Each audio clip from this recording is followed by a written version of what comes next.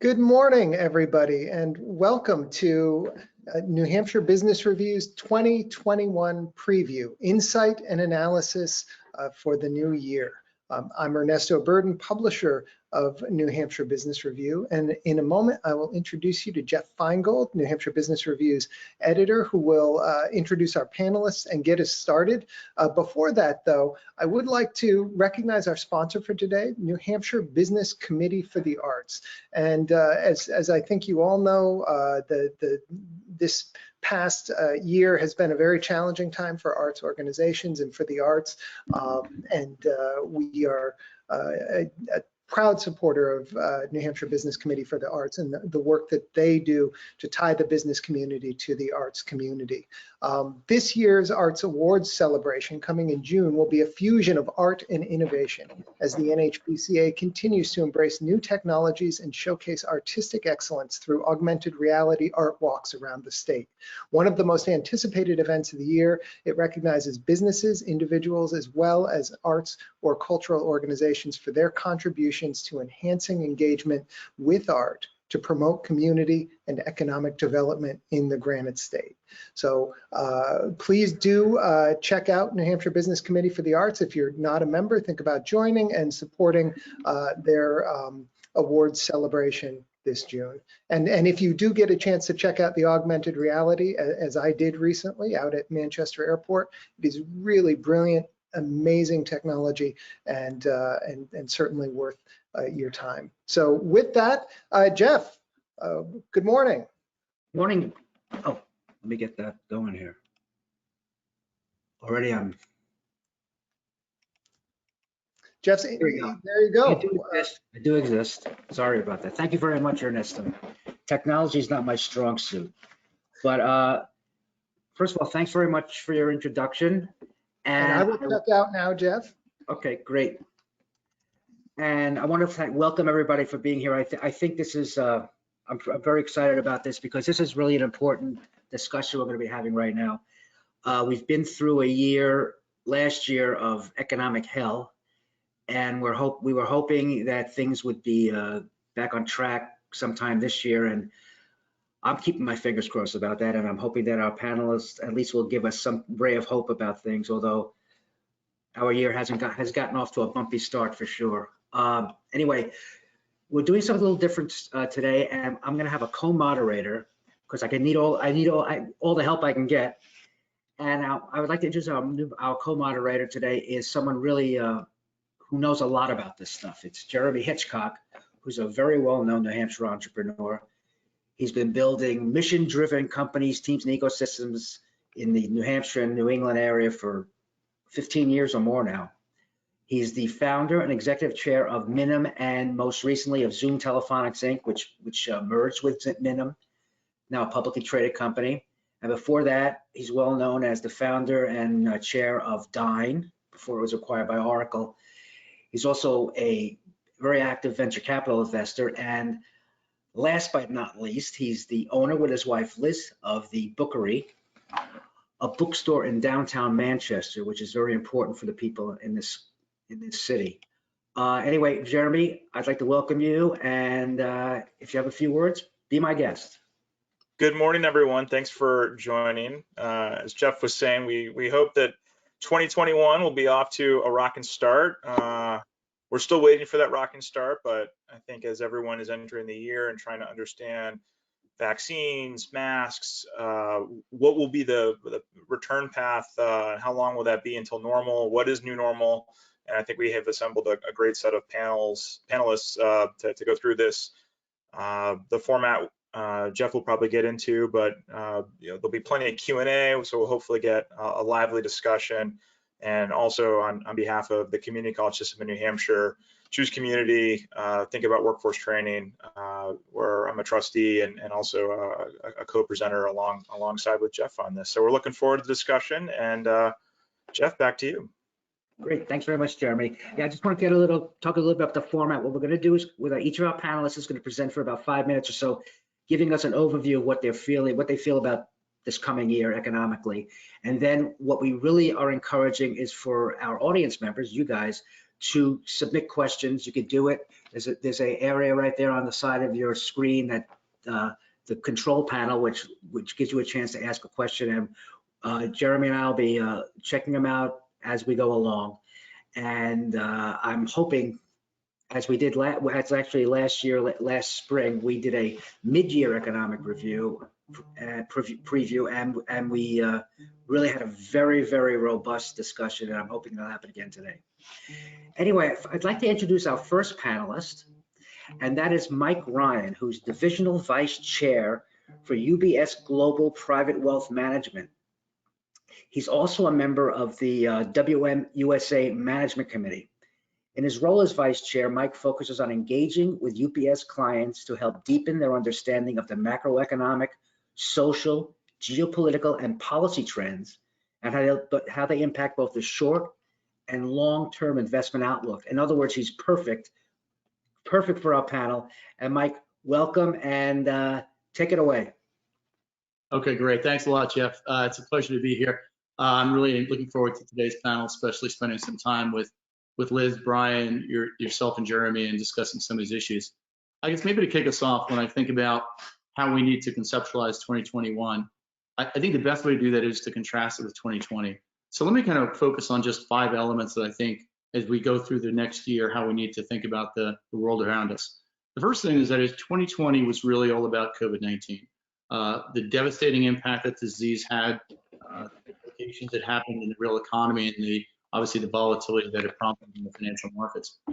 But I think we'll see 2021, we'll begin to pivot away from COVID-19, and we'll start to focus on vaccine and containment. How effective are the vaccines? How broadly are we rolling them out? What's the efficacy of them? And then also, how effective is that in containing the outbreak of COVID-19?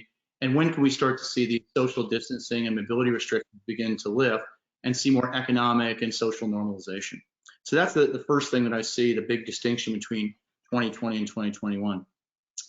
The second is, if you think about 2020, it was all about the policy response by governments. In fact, let's think about the US. What we saw in the US was the largest mobilization of government resources since the Second World War. When you think about monetary and fiscal policy, the Fed basically broke out the entire global financial crisis playbook and added a few new chapters to it as well, but they did it in accelerated fashion. But we also saw over $3 trillion in additional fiscal spending that was directed towards COVID-19 or the collateral damage of COVID-19. If 2020 was all about the response, and 2021 is all about the follow-through in policy, because we're not through COVID yet, and we still haven't seen the economic recovery fully kick into gear. So we need to see is this continued bridge building, because we need to make sure that 2 things are essential as we emerge from COVID.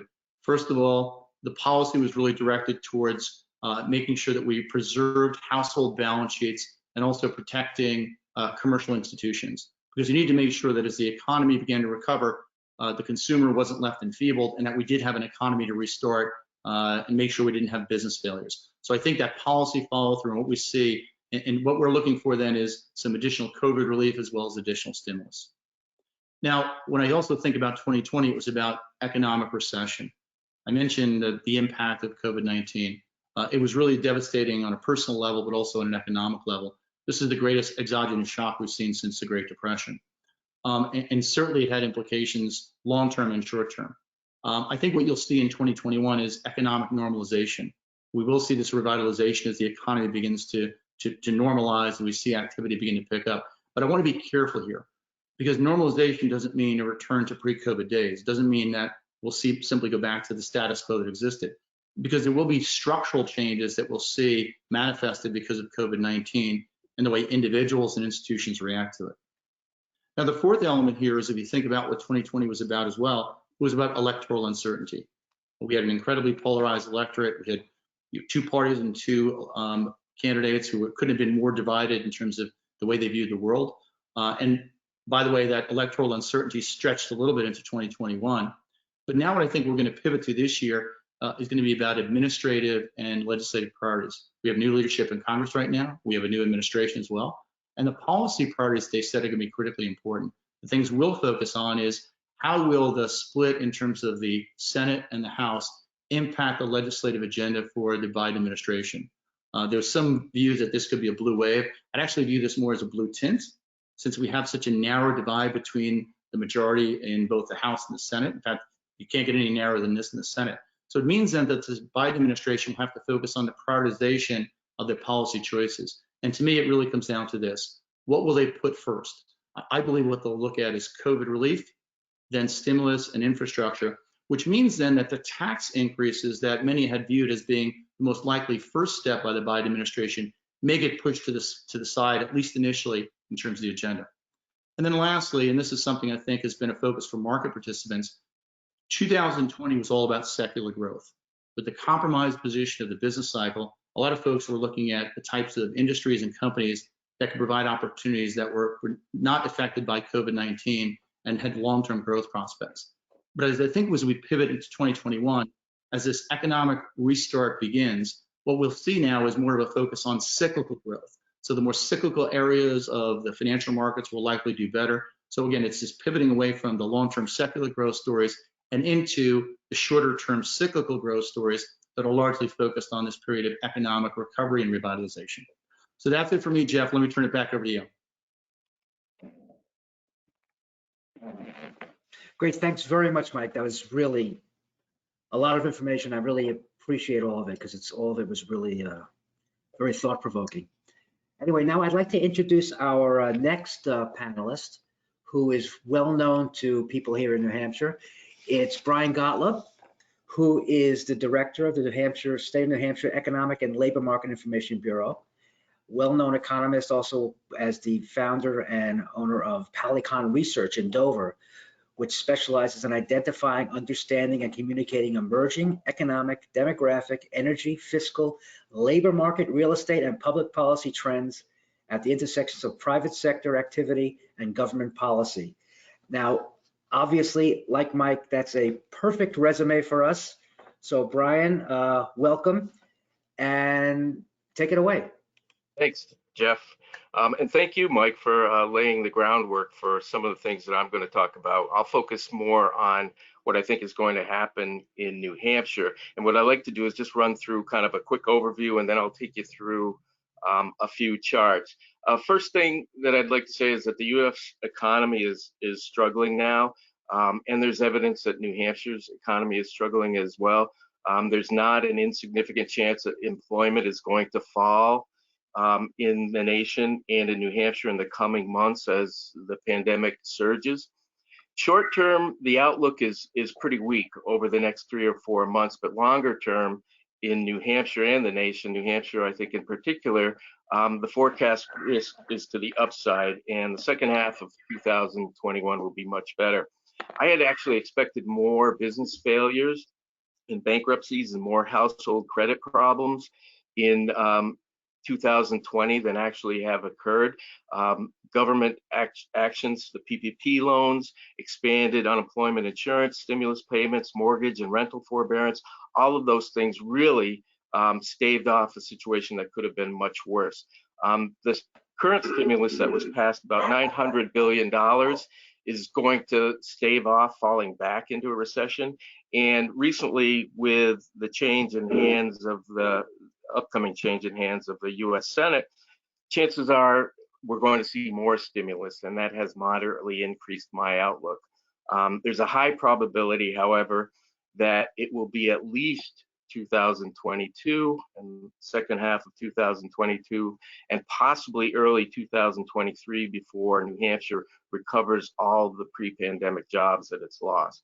New Hampshire's downside risks are mostly to the shorter term and related to the path of the pandemic.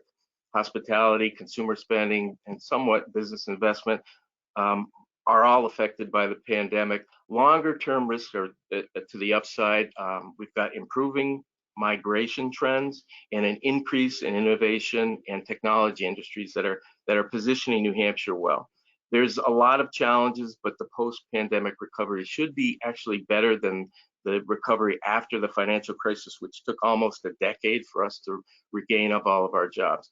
So Emily, if you could pull up the first slide, I'd like to take you through a few, just to better to look at these than to look at me.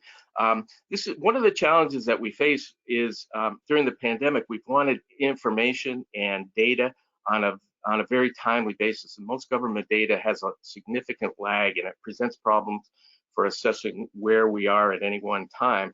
So what I've done, and a lot of people have done, is we've actually looked more toward the private sector to give us more timely and more frequent economic indicators. This is a chart that shows one of those private sector indicators that does use government data.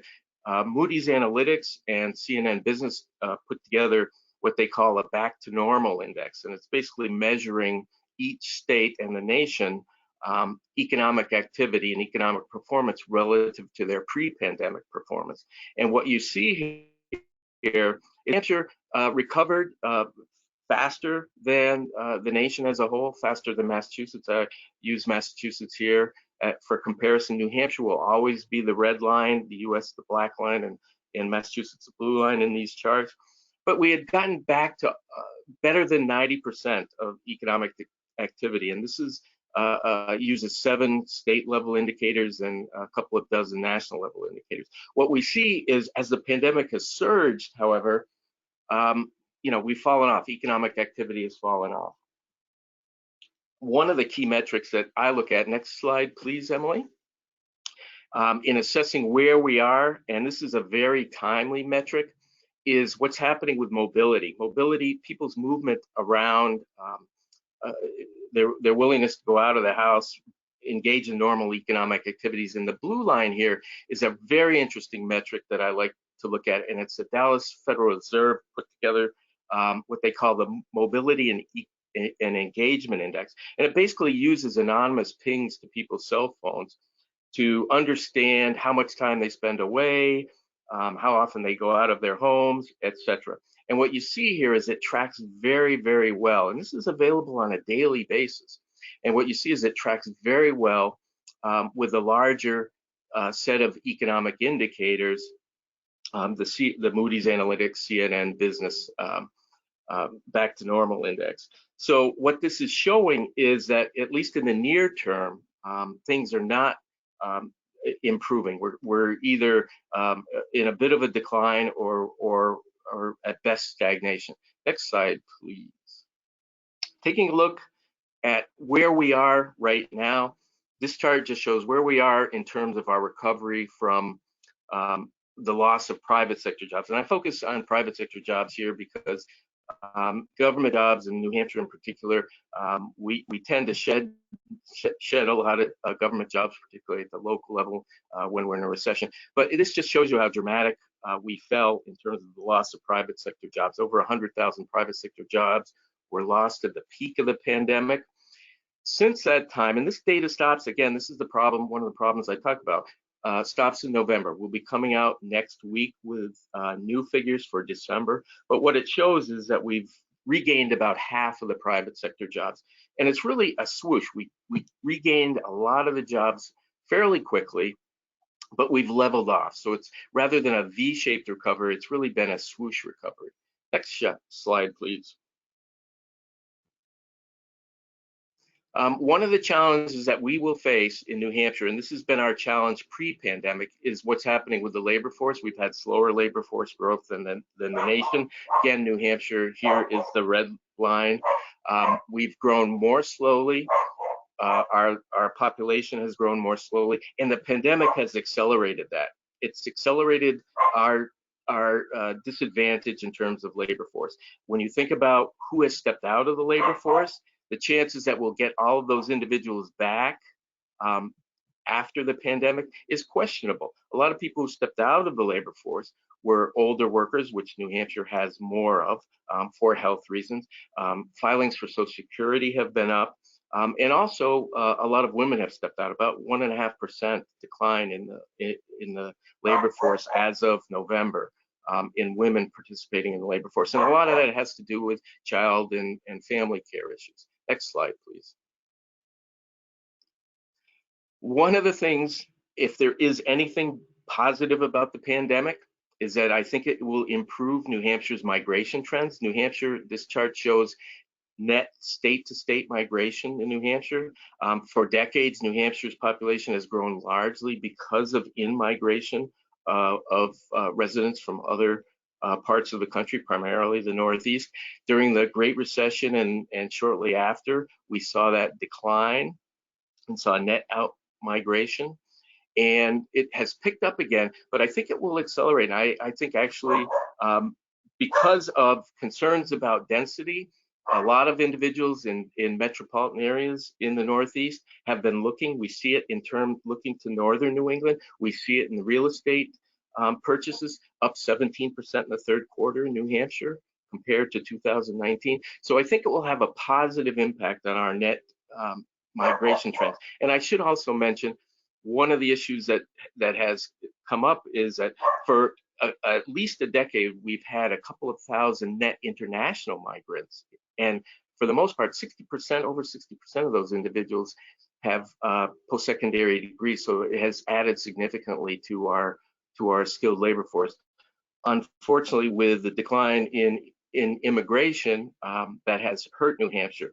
If those regulations, I think, are relaxed, that will provide a benefit. Next slide, please. And I think this is the last slide. So I'm running late. I did want to say what my forecast was for job growth in the next couple of years. I updated this after the change, the election in Georgia, because I think that, again, is likely to mean that we'll see greater stimulus from the federal government. But 2021, we will be have modest job growth starting second half of the year. 2022 will do better, but because of our labor force growth issues, will probably grow less strongly than the US. And again, it will be late 2022, early 2023 before we gain all the jobs. I may be being a little bit pessimistic here, but I'd rather be surprised on the upside than on the downside. And with that, run over my time, and thank you.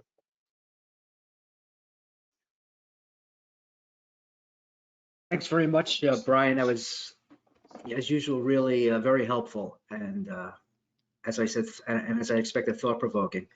Now what I'd like to do is introduce our third panelist, and that is Liz Salas Evans, who is she's president and chief compliance officer of Cayena Capital Management here in New Hampshire. She's a finance industry veteran, and her career has spanned positions ranging from trader and broker to trusted advisor and portfolio manager at TD Ameritrade, Fidelity Investments, and Charles Schwab. She's an economist. And I have to say this, in last year, about a year ago, this next month, she was named one of New Hampshire Business Review's Outstanding Women in Business, and she certainly is. And Liz, welcome.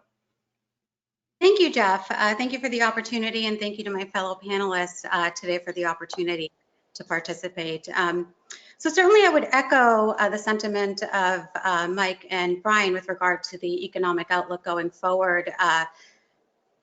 On the 6th of January, our nation's capital experienced an attempted coup, an insurrection, and so certainly those are the things that are still playing out, as we saw yesterday with the second impeachment of our president, Donald J. Trump, which was the first time in history that any president of the United States has ever been impeached a second time. So with that said, COVID deaths are nearing 400,000 here in the United States.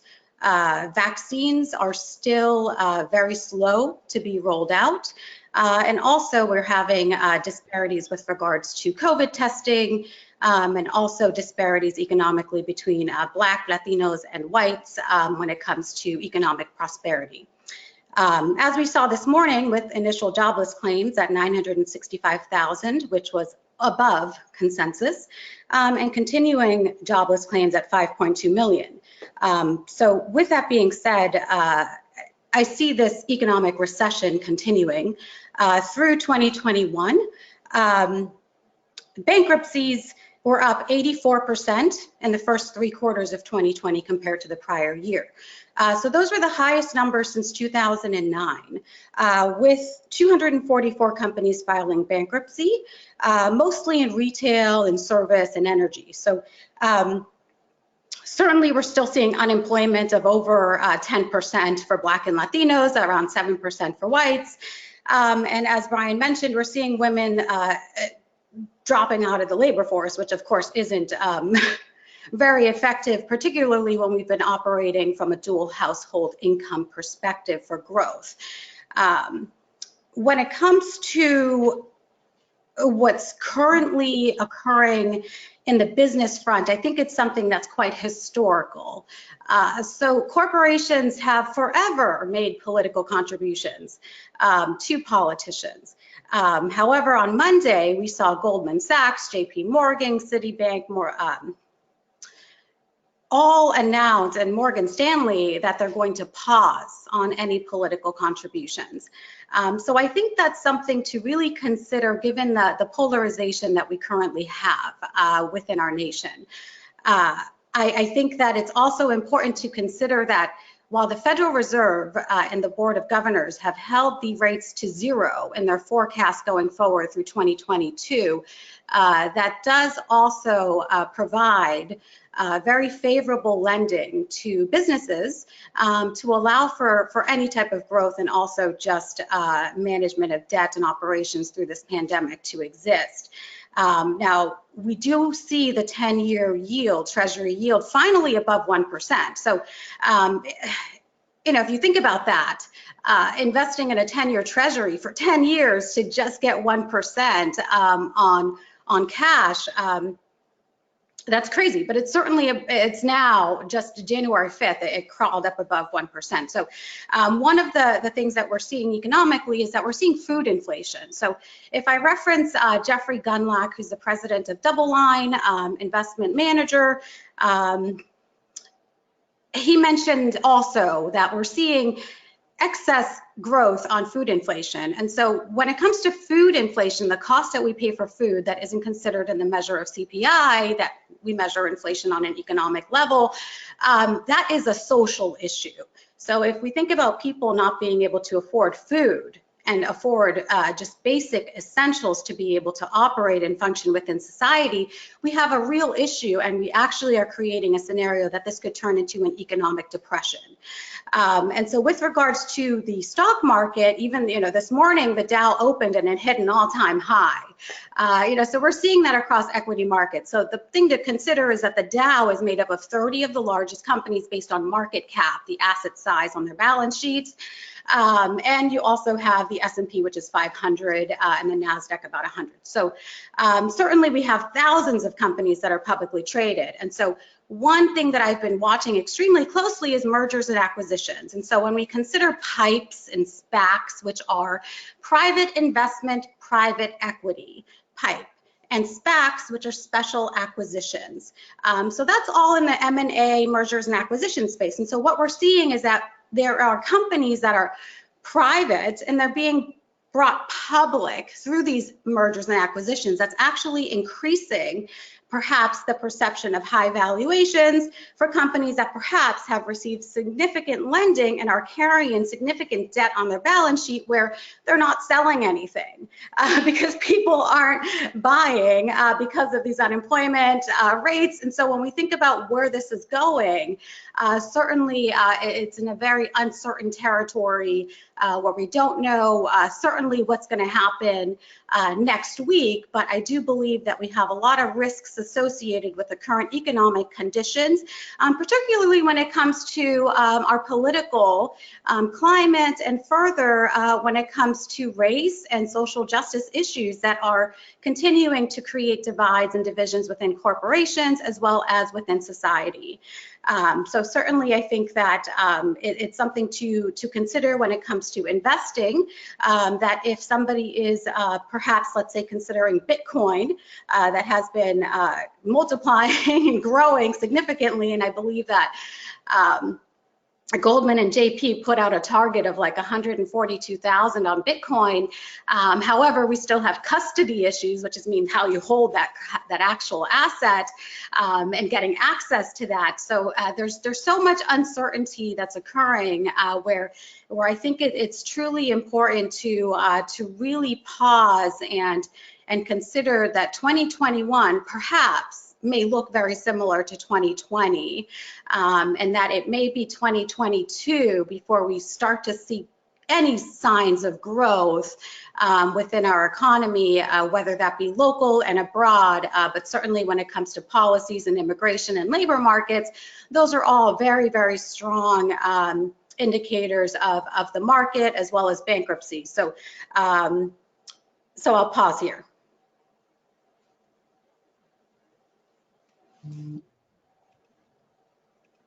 Great, thank you very much, Liz. Also gave me a lot of things to think about.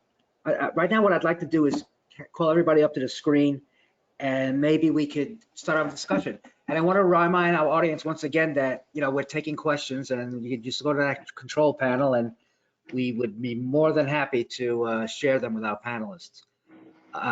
There's Brian. Okay, Jeremy, why don't you start off if you had any thoughts after hearing these presentations?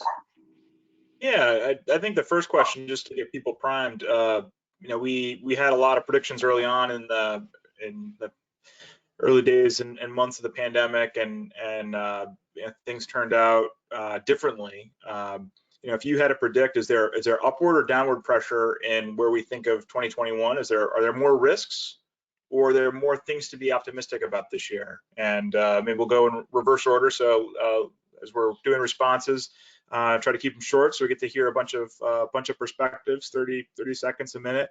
And again, just as a plug, let's get some questions going on in the chat for our panelists. So Liz. Yeah, you know, I think it's always important to stay optimistic. I mean, there's always sun after the rain, and this too shall pass, as in every other business cycle. So certainly it's important to be cautious when it comes to investment decisions that individuals may be considering, and really just pausing in terms of maybe asking more questions and doing a little bit more research and vetting. But certainly I believe that, like, this too shall pass.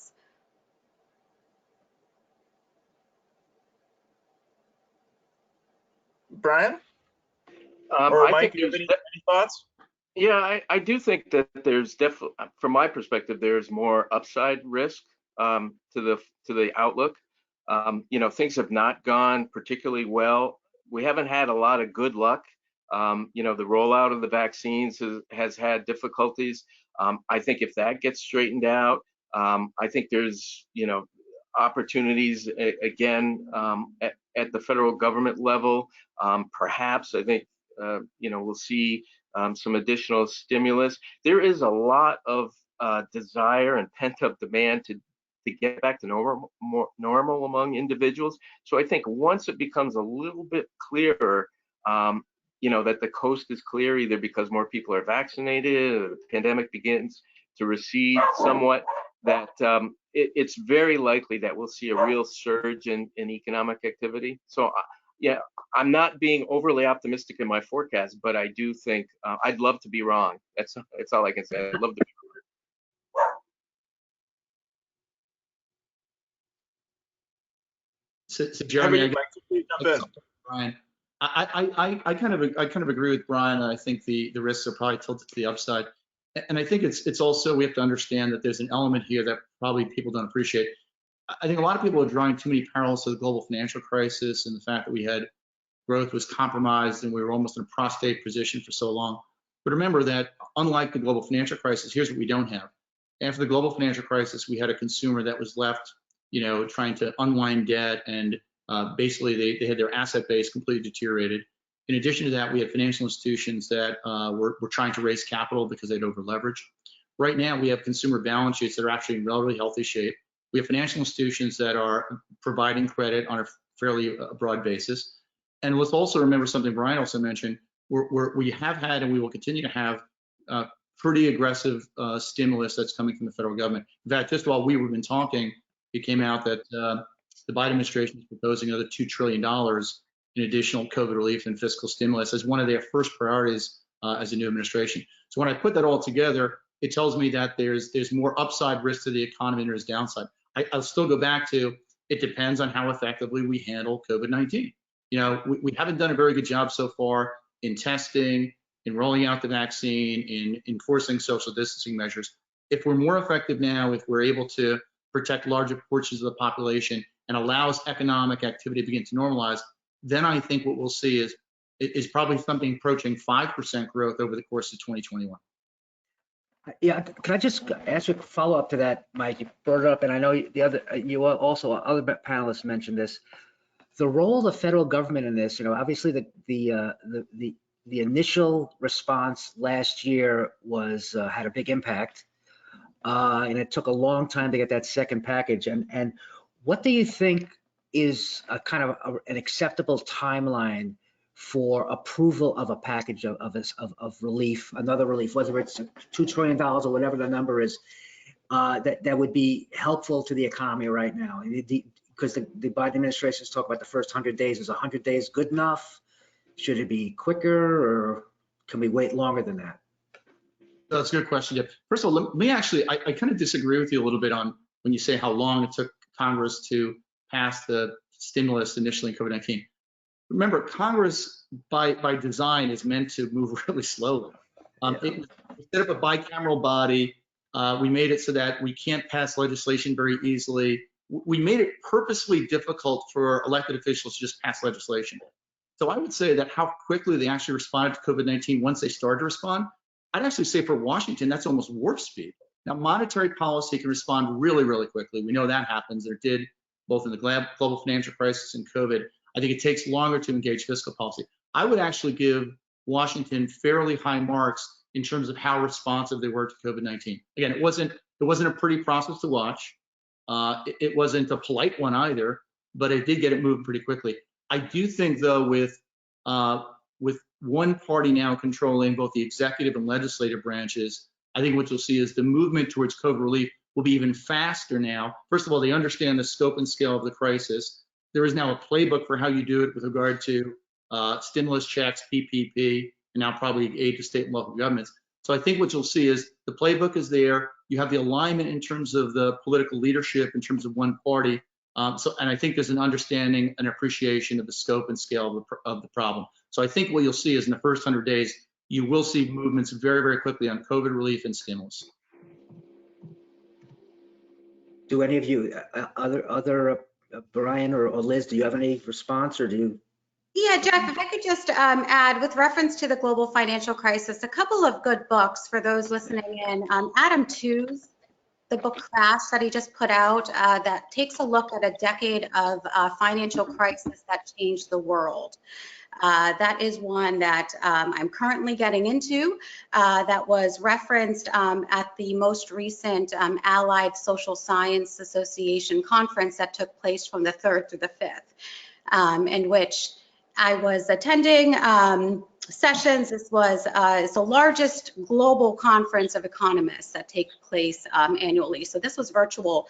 However, as Dr. Lisa Cook from Michigan State University has referenced, during the conference, the parallels that had been occurring economically between the coup that had occurred for FDR and the legislation behaviors occurring leading up to the insurrection on Wednesday the 6th. That was the following day that the conference resumed or ended. And with regards to that, another good book is Dr. Ahmad Ahmadi. So she wrote a book, The Banker's New Clothes. And so that takes a look at the disparities and also the challenges within global financial services and global markets and the risks of uncertainty. And so certainly just to add those couple of points there. Okay. Brian, did you have any thoughts? Yeah, I just think, the next 3 to 4 months are going to be the worst of 2021. So as soon as they can get a relief package, the better. Mike is absolutely right. A lot of the mechanisms are already in place, so it should be very quick. The money and the aid should go out very quickly. I just want to do a little follow-up, Jeremy, if you don't mind. I just wanted to say, is there specific kind of aid you think would be most effective, as opposed to some other ideas? Is PPP, is that the most effective? Is extended unemployment benefits effective? Do you have any thoughts about that, any of you? Yeah, I do. PPP loans have been great. There was issues with them, but it kept an awful lot of businesses going. One of the reasons why there weren't as many bankruptcies, as many shutdowns in New Hampshire as we saw, there was 25,000 businesses that received PPP loans in New Hampshire. That's half of the organizations in the state. So that was a godsend. Unemployment benefits are absolutely critical.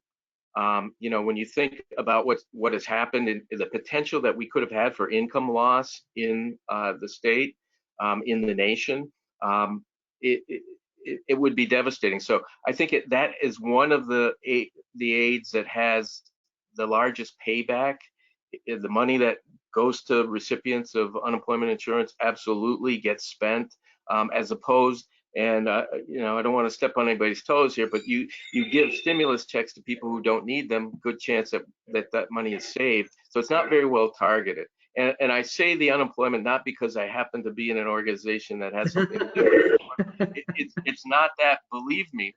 But when you have as many people unemployed in New Hampshire now, it's 40,000 people collecting some form of unemployment insurance. That money becomes very important, and it will be very significant in helping those individuals recover and the economy recover.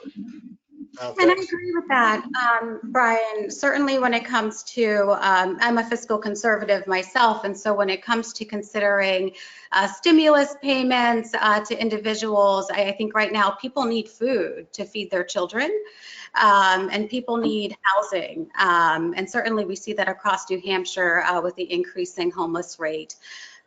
So when it comes to the economic income payments, I know there was a lot of discussion in Congress with regards to the amount and a lot of debate about that. And it's essential to recognize what other developed nations are doing, especially to our north in Canada, that have provided EIP, economic impact payments, to their citizens to get through this difficult time. And so again, there are huge disparities between Black and Latinos and whites that are suffering during this economic recession. So we're seeing businesses that are majority service for Black and Latinos that are shut down, and they haven't received PPP funding. So I think it's really important to point out that we still have many more people suffering. We're nearing 400,000 deaths in the US, and these numbers aren't getting, they're not slowing, they're building in momentum. So I think that anything we can do and push for our policymakers to ensure that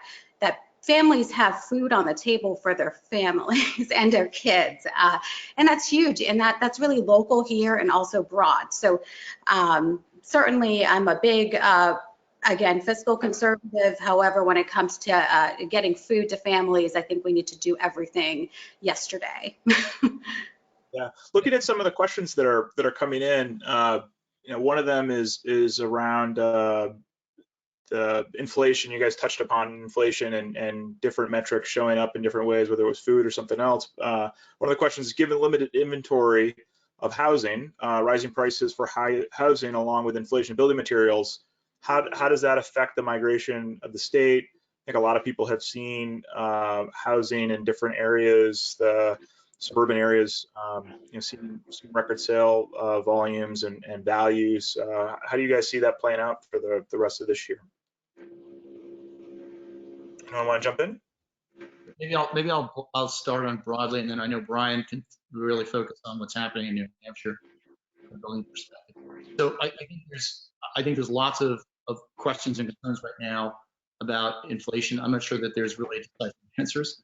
First of all, what we are seeing is, if you look at certain commodity prices, you have seen a pretty big pickup in prices.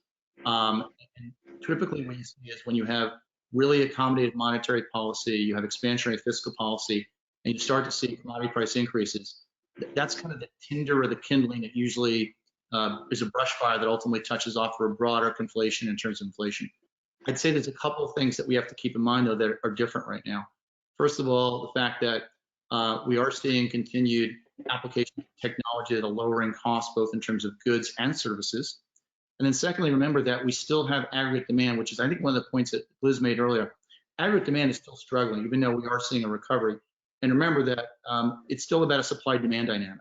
So until we see the point where demand recovers to the point where it's outstripping supply. I don't think it's going to manifest itself really in finished good inflation. So what we'll see then is episodic pockets of inflation in certain areas of the country, in certain commodities, and perhaps even in certain types of activities like home building, where again, we're just seeing two things are happening here. One is the fact that demographics are driving household formation. And secondly, is one of the things Brian talked about before, out-migration is also from urban areas is pushing demand for new home construction as well. Yeah, the thing about New Hampshire is that we've got both a supply and demand issue. Demand is up, we know that by sales, but the supply is down dramatically. And I actually, one of the charts that didn't make it into my presentation shows that, so we've got stronger demand than we've had in a while, and we have a supply that has dwindled.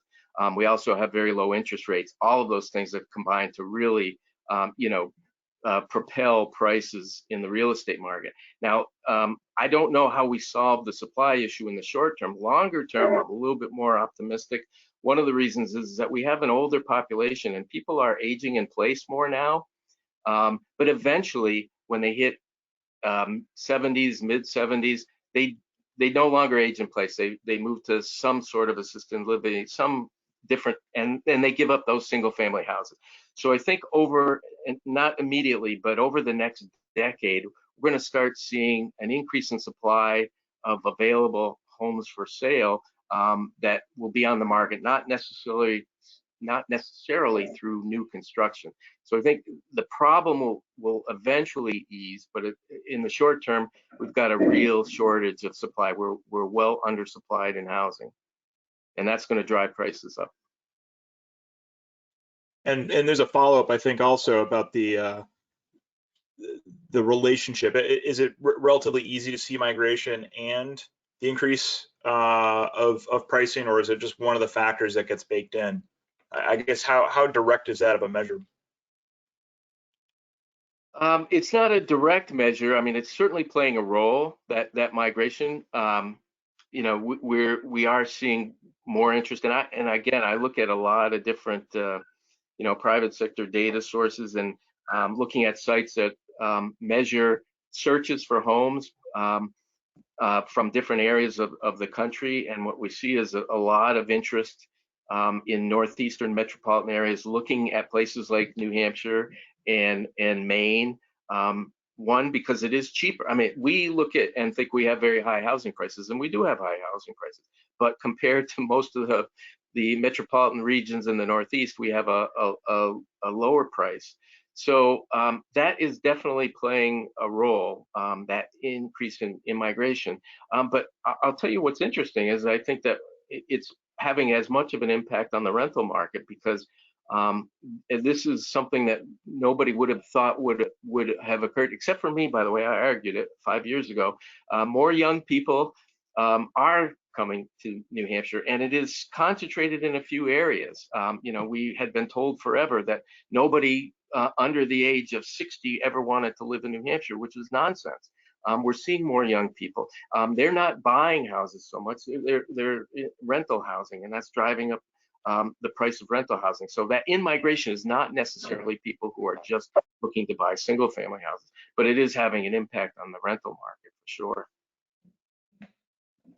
Yeah, and if I could echo that, certainly I think to be more specific, it's really a really short supply when it comes to houses 250,000 and below, 300,000. So the market of first-time home buyers, where their supply is super low, demand is high, and so that is increasing the rental market, because those individuals are generally those young professionals that can't afford a $500,000 house when you add on student debt on top of that. So there doesn't tend to be, I don't see, based on the data, many issues with supply and demand when it comes to the higher tier homes, $500,000 and above, because generally those are individuals that tend to have second homes or perhaps established networks, but I think that there is definitely very, very tight supply when it comes to first-time home buyers and young professionals looking to purchase 300,000 and below.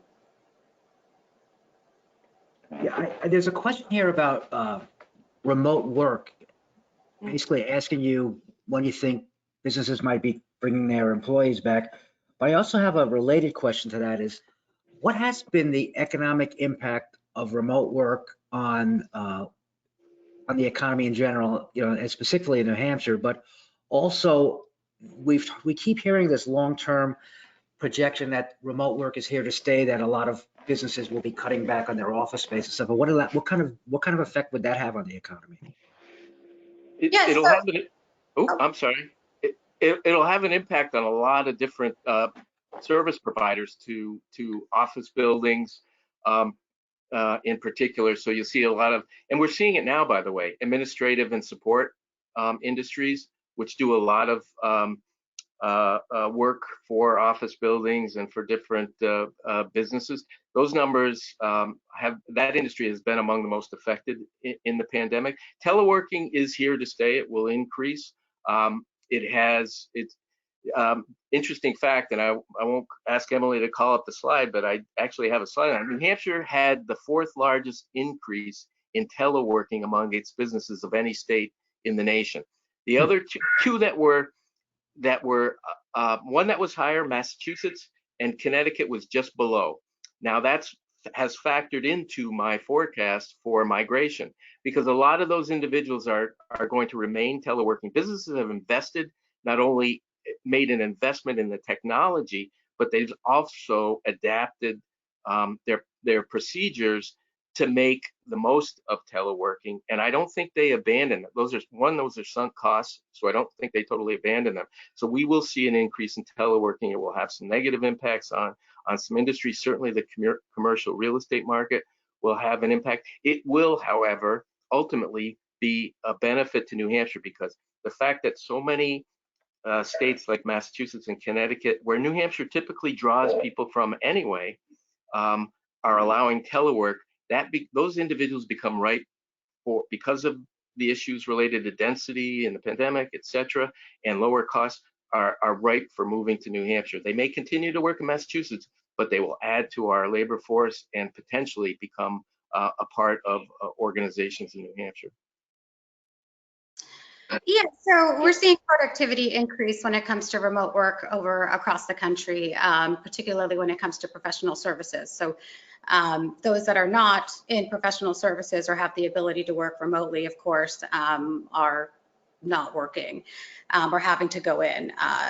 However, when it comes to certainly the impact of remote work, consensus and data is showing that perhaps commercial real estate will be next to be hit very deeply in terms of a recession, because that is just the next step. We need to unload these properties and they need to sell, and so there can only be so much support to pay these mortgages on these commercial properties. So I mean, it's just a simple business process. You have to unload what isn't working for you, and so that's going to be the commercial real estate space. Maybe, Jeff, I'll just weigh in quickly here. I know we're already going. I think there is, and these are a couple of maybe sound like disjointed issues here, but I'll throw them all together. First thing I do think is that, is one of the things that Brian mentioned. I think this is something that's becoming structural now. The longer something goes on, the more you adapt behavior to it, and the more it becomes structural. So I do think this whole telecommuting is something that's going to be more going forward. Basically, what we've done is we've accelerated something that probably would have taken a decade to manifest itself. Well, COVID serves as an accelerant here. I think the other element here is that let's also remember the employees. The employees now feel like they have a better work-life balance. So there's a certain appeal to that as well. I think the challenge for companies is that we've demonstrated that employees can be productive for 9 months working remotely, but can they do that permanently? And then the second element they have to address here is how you can do many things remotely. Culture cannot be captured remotely. Building a culture and promoting a culture within an organization. An organization thrive or die on culture. So I do think that's important. Maybe the last thing I'll mention here is, and I'll go back to something Liz said about commercial real estate. I think this is going to radically change commercial real estate. Because I think commercial real estate in high density urban areas, which had been in the most demanded, hot, top tier, grade A space, I think that's going to transition. I think there'll be a redistribution though. I think it'll be more decentralized now.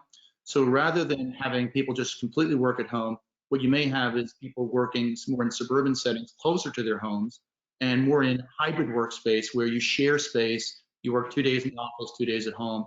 So I don't think commercial real estate will die. I think it will adapt and change. And I think the profile of it will be very different in 2022 and 2023 than it was in 2018 or 2019. That's great, thanks. And just to clarify, I don't think it's going to die, but I definitely think it's going to head into a recession here. We're bumping up to the last question or two. Quickly, any one of the questions, any legislation or policy suggestions on housing shortage or related to workforce issues? Quickly, what do you what recommendations do you have for us? Yeah, I have, I don't know that I have a recommendation, but I do think, and I've articulated this to anybody who will listen, I think coming out of the recession and to get back to full employment, the most critical issues that we have are going to be workforce issues. New Hampshire had labor shortages prior to the pandemic. So we're going to add on to that the need to reallocate a lot of labor. Pre-pandemic. So we're going to have a lot of people in our labor force who are going to need to be reallocated. And a lot of those individuals are in occupations that they don't have a lot of skills. So it's going to require a tremendous effort in terms of reskilling, education and training, and most of it short term. So, my hope is that we realize that it's not just going to be lowering taxes and reducing regulations to get us back on track, but we're going to have to deal with these workforce issues. Yeah, I have to say, I have a question here that was emailed to me yesterday, and I think it's maybe a good way to, if we wrap it up, or we could continue the discussion afterwards. It comes from a banker, and his question is, what is the best way to support the long-term economic health of our community? It's an easy one. Anybody want to try? Let me first of all, I'll go back to what we talked. I'll focus on one aspect of it because I think it's pretty narrow, but I think it's appropriate. So when you think about, we're talking about this massive mobilization of government resources, and there's two things you can do with it. You can either address things directly and acutely, or you can do them efficiently.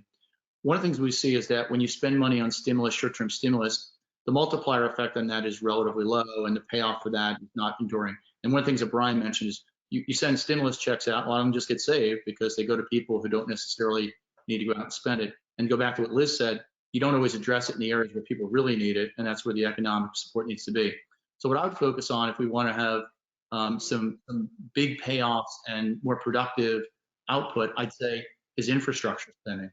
Look, the American Society of Civil Engineers every 3 years does an assessment of our public stock of infrastructure, and the last time around they gave us a D+, and I think they probably rounded up the grade.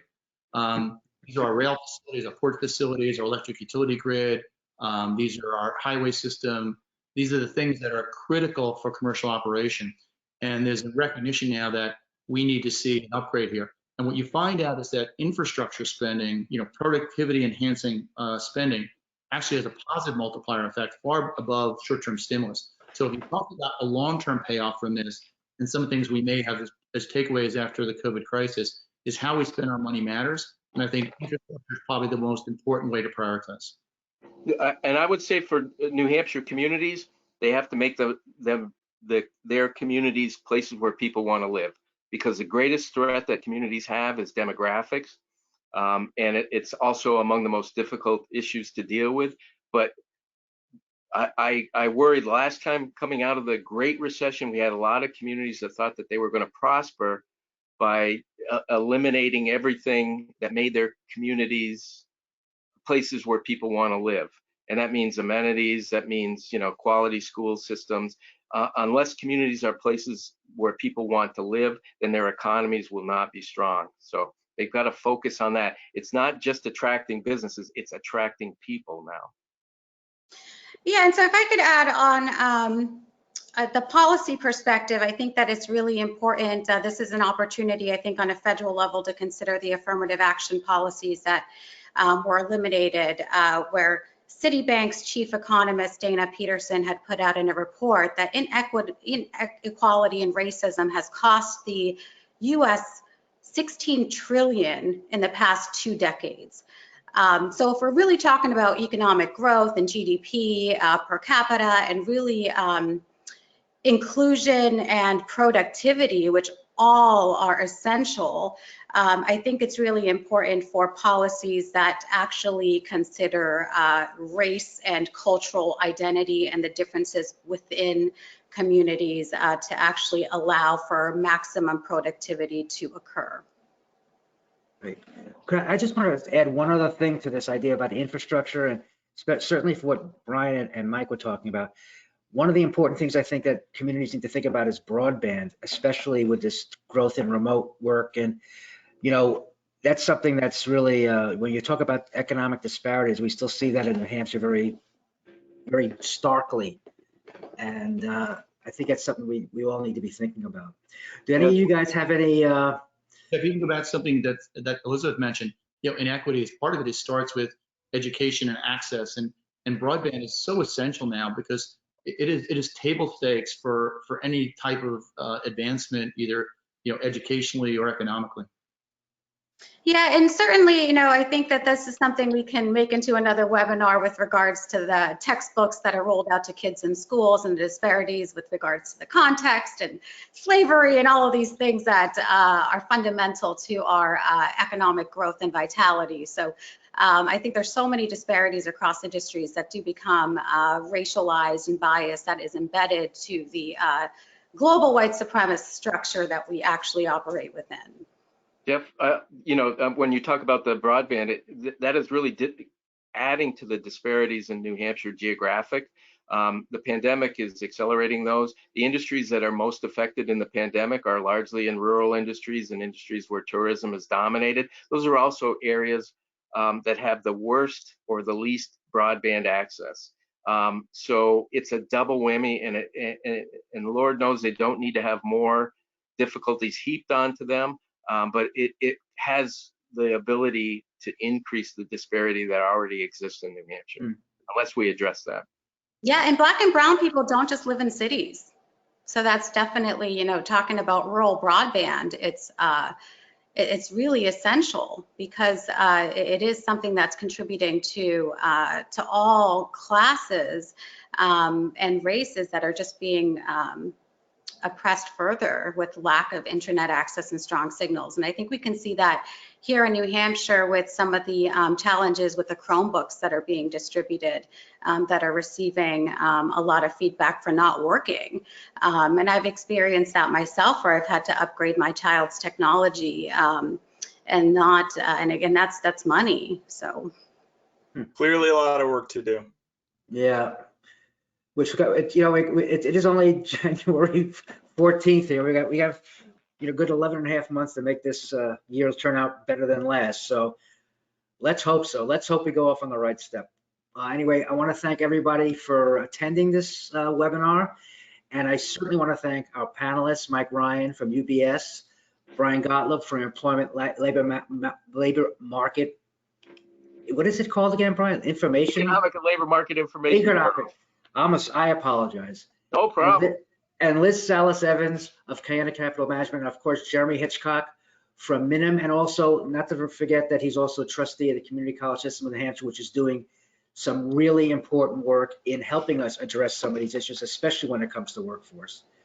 So I want to thank all of you for attending, as well as the New Hampshire Business Committee for the Arts for sponsoring us, and thank you all for taking part in this. And maybe we'll try to check in at mid-year and see what's going on, and let's hope that we have a much more optimistic and very affirmative review of the year so far and going ahead. So thanks again, everybody, and be well.